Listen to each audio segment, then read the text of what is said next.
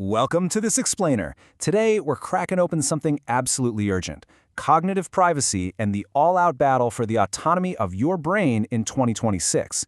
Look, if you've been watching how insanely fast tech is moving, you know we've crossed a massive line. We aren't just talking about keeping our passwords safe or hiding our search history anymore. Actually, forget your browser history. We are literally talking about protecting the internal, private sanctuary of the human mind. So we have to kick things off with a pretty chilling question. When artificial intelligence can literally model your mind, are your subconscious thoughts truly your own anymore? I mean, it's a massive, high-stakes question. And to figure it out, we've got to look at how AI and neurotechnology are crashing together to meet us right at the very spark of our own thought formation. Okay, let's set the stage by contrasting what privacy used to mean with the reality we're dealing with right now. Traditional privacy, that was all about your external footprint. You know, the links you click, the coffee shops you visit, the things you buy online. But cognitive privacy is a whole different ballgame. It goes right after your unexpressed internal feelings. We're talking about your subconscious reactions and the raw neural data firing off in your head before you even realize you've made a choice. So here's our roadmap for the explainer today. We're going to cover the silent cognitive revolution, walk through the 4 neuro-rights, dive into AI and mind modeling, expose some exploits and dark patterns, look at the battlegrounds of work and school, and finally talk about defending the human mind. Section 1. The Silent Cognitive Revolution. Let's look at the actual hardware driving this shift into our everyday lives. Because guys, this isn't sci-fi anymore. It's happening right now. Get ready for this one. A 2024 audit by the Neuro-Rights Foundation revealed a completely staggering reality. 96.7% of consumer neurotech companies transfer your brain data to third parties. No joke. And it gets worse. Fewer than 20% of those companies even bothered to mention encryption. Your absolute most intimate biological signals are essentially being traded around like basic run-of-the-mill marketing data.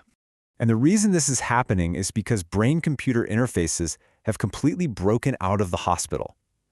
We've gone from surgical, implanted electrodes used for treating paralysis right down to everyday consumer gear. I'm talking about EEG headbands for sleep tracking or normal-looking headphones you wear while gaming. By shrinking down these super high-fidelity sensors, companies have totally commoditized our neural signals. They're just packaged right into our lifestyle hardware. Now, you might be sitting there thinking, well, that's easy, I just won't buy an EEG headband. But here is the wild twist. It's called inference leakage. Tech doesn't even need to be strapped to your head to decode your subconscious anymore. Advanced machine learning algorithms can analyze non-neural stuff, like exactly how your eyes dart across a screen or tiny little shifts in your heart rate variability, and they can infer your cognitive state almost as perfectly as if they were reading your raw brainwaves directly. It's wild. Section 2. The 4 neuro-rights. So to fight back against this massive vulnerability, the 2025 UNESCO recommendation stepped in to lay down some much-needed legal groundwork to protect our minds globally. This whole framework basically takes our standard constitutional guarantees and drags them into the neuro age, using 4 main rights. First up is cognitive liberty. That's your basic right not to have your mind manipulated without your consent. Then you've got mental privacy, to stop unauthorized data extraction. Third is mental integrity, to prevent harmful neural hacking. And lastly, psychological continuity, which is all about preserving your actual, fundamental sense of identity. And if you're wondering why that last one, psychological continuity, is so incredibly important, just listen to this documented case from the research. A Parkinson's patient got deep brain stimulation for his symptoms. Totally standard medical procedure, right? But the stimulation randomly altered his internal preferences so much that he suddenly developed this intense, compulsive addiction to Johnny Cash music. It's a fascinating but honestly sobering reminder of how external tech can literally hijack the continuity of who you are. Section 3. AI and mind modeling. Let's see what happens when agentic AI takes this stuff and builds a living, breathing model of your consciousness.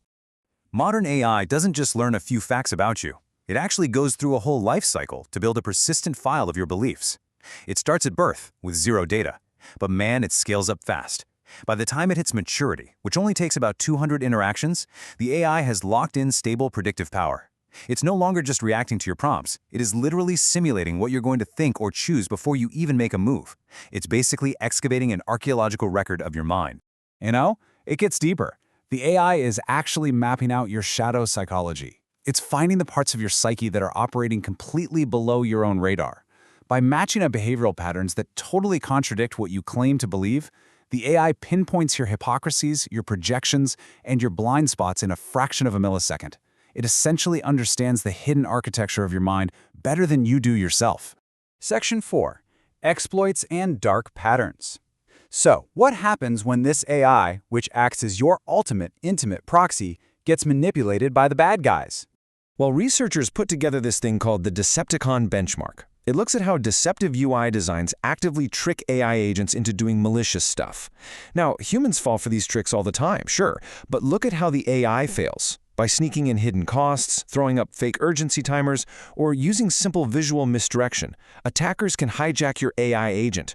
They trick it into making terrible decisions on your behalf, completely overriding whatever you actually wanted it to do.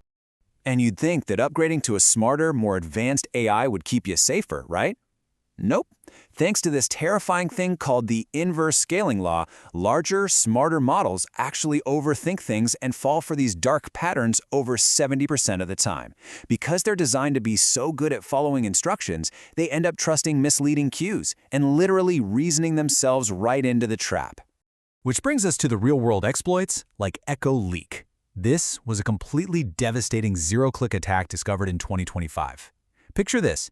A hacker sends you an email with a hidden payload, like invisible white-on-white text. You don't click a single thing. But when your AI agent, like Copilot, goes to summarize your inbox, it reads that invisible prompt, blindly follows the hacker's hidden commands, and silently ships off your sensitive documents. They're not hacking your computer, they're hacking your AI proxy's mind. Section 5. Battlegrounds, Work, and School. We don't have to wait to see the fallout of this. The friction is already hitting our most critical environments. To put the stakes into perspective, just look at the massive Instructure breach from May 2026. The private educational data of 231 million people got exposed across 9,000 schools. 231 million. Because these platforms track a student's developmental trajectory and deeply private communications, hooking them up seamlessly to AI creates a sprawling, incredibly vulnerable attack surface in our schools and workplaces. Section 6. Defending the human mind. Okay, we've covered the threats, from inference leakage to hijacked AI proxies. The million-dollar question is, how on earth do we actually defend ourselves moving forward? The fix isn't simple. It's a mix of strict governance and hardcore computer science. First off, we absolutely must adopt technology-agnostic governance. That means the law protects the inferences made about your mind regardless of whether a fancy brain chip or just a simple eye tracker collected the data. We also have to prioritize cognitive robustness, lock in those UNESCO neuro-rights, switch to privacy-first data models like federated learning, and strictly enforce non-human identity boundaries so our AI tools are kept strictly in their lane. On the technical side, it all comes down to differential privacy.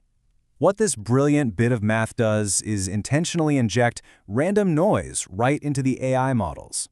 By shuffling things up mathematically, it makes it completely impossible for a bad actor to reverse engineer the data and pinpoint your specific biological information. It acts like a digital cloak for your intimate neural data, so it can't be perfectly reconstructed by a hacker.